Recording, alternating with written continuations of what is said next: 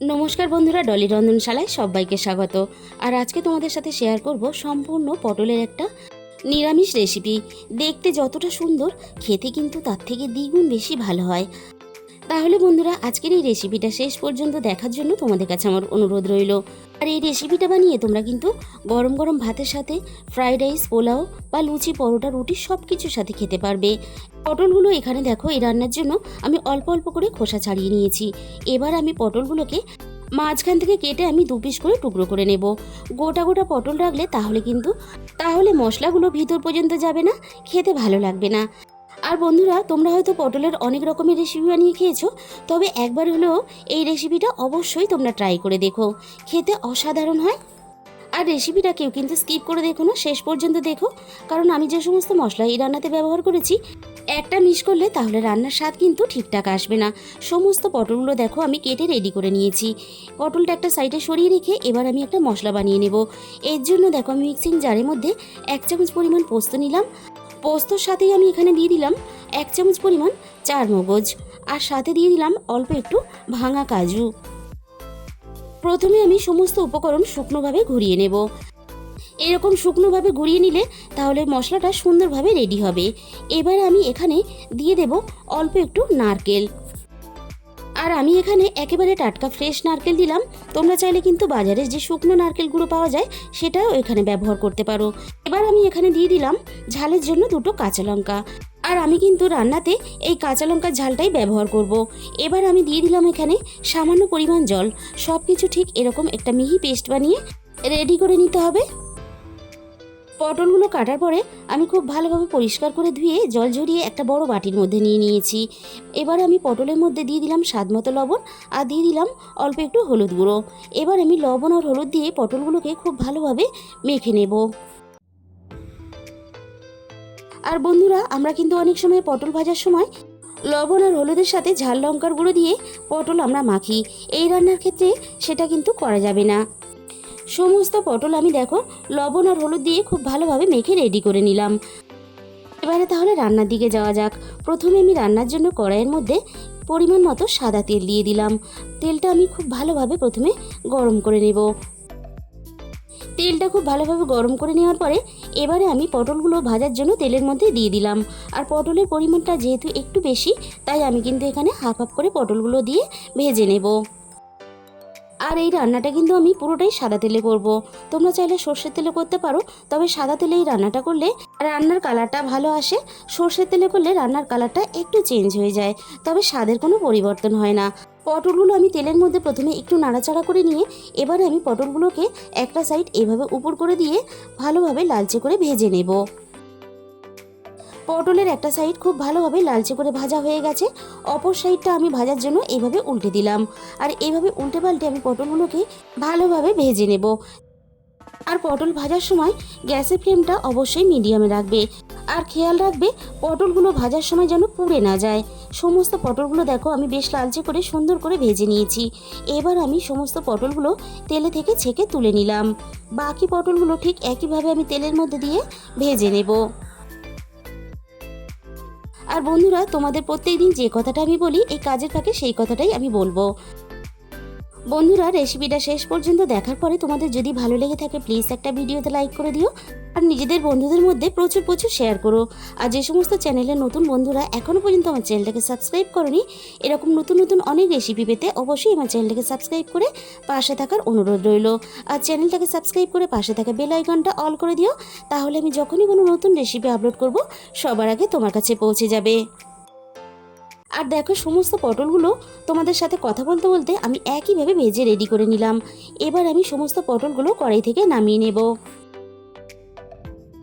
এবার আমি এই পটল ভাজা তেলের মধ্যে আরও 2 চামচ পরিমাণ তেল যোগ করে দিলাম। তেলটা গরম হতে আমি এখানে ফোড়নে দিয়ে দিলাম হাফ চামচের মতো কালো জিরে। আর আমি এখানে ফোড়নে দিয়ে দেব অল্প একটু গোটা গরম মশলা। ফোড়ন থেকে সুন্দর গন্ধ বেরিয়ে আসার সাথে সাথে আমি এখানে দেখো দিয়ে দিলাম আগে থেকে আমি একটা মাঝারি সাইজের টমেটো আর আদা পেস্ট করে রেখেছিলাম। তেলটা একটু গরম হয়ে গেছে, আমি এখানে দেখো আদা আর টমেটো পেস্টটা দিয়ে দিলাম। আদা আর টমেটো পেস্টটা আমি প্রথমে তেলের মধ্যে ফোড়নের সাথে নাড়াচাড়া করে একটু কষিয়ে নেব। এতে আদা আর টমেটোর কাঁচা গন্ধটা চলে যাবে।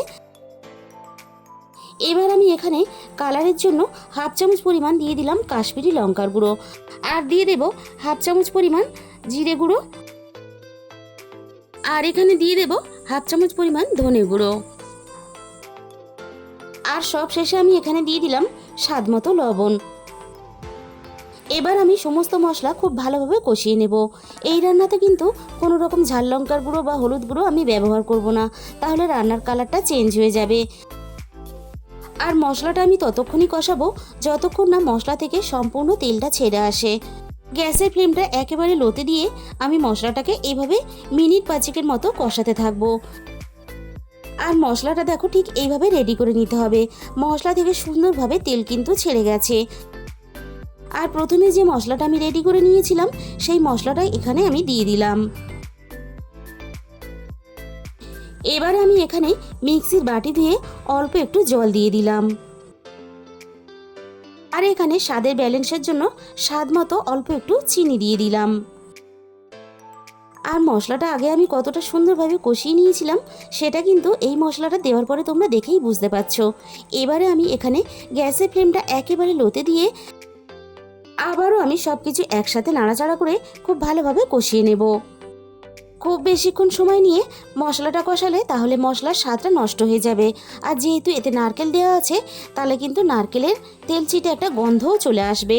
এবার আমি এখানে দিয়ে দিলাম 2টো চেরা কাঁচা লঙ্কা। আবারও আমি একটু নাড়াচাড়া করে নিলাম। এবারে মশলাটা আরও একটু ভালোভাবে পাক হওয়ার জন্য আমি এখানে মিনিট খানেকের জন্য ঢাকা দিয়ে দিলাম। মিনিট খানেক পরে আমি কড়াইয়ের ঢাকাটাকে সরিয়ে নেব। আবারও আমি একটু নাড়াচাড়া করে নিলাম যাতে তলা থেকে লেগে গিয়ে পুড়ে না যায়।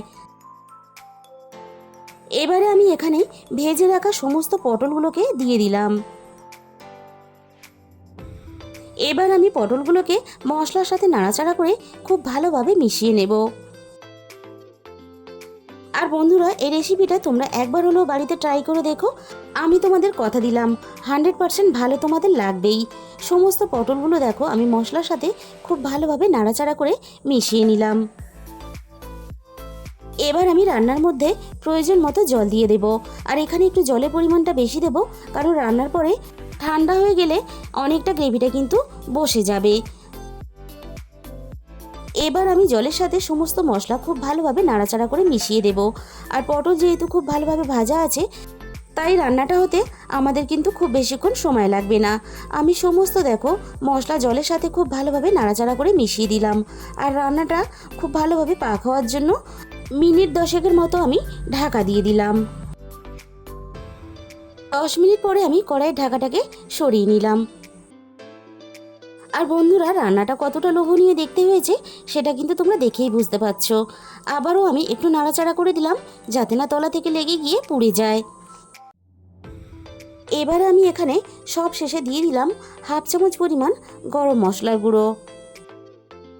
আর বন্ধুরা, তোমরা কিন্তু গরম মশলার গুঁড়োর সাথে অল্প একটু ঘিও ব্যবহার করতে পারো, তবে প্রচণ্ড পরিমাণ যেহেতু গরম পড়েছে তাই কিন্তু আমি এখানে ঘিটা ব্যবহার করলাম না। আর গরম মশলার গুঁড়োটা দিয়ে নাড়াচাড়া করে মিশিয়ে নিলেই কিন্তু আমাদের এখানে রেডি হয়ে গেল দারুণ স্বাদের দারুণ লোভনীয় পটলের একটা দুর্দান্ত রেসিপি। আর কতটা দেখতে লোভনীয় হয়েছে আমি কিন্তু তোমাদের আরও একটু কাছে থেকে দেখিয়ে দিলাম। আর বন্ধুরা, তোমাদের মূল্যবান সময় দিয়ে আমার এই রেসিপিটা শেষ পর্যন্ত দেখার জন্য তোমাদের সবাইকে অসংখ্য ধন্যবাদ। তাহলে আজকের মতো এই পর্যন্ত, দেখা হবে অন্য কোনো নতুন রেসিপির সাথে।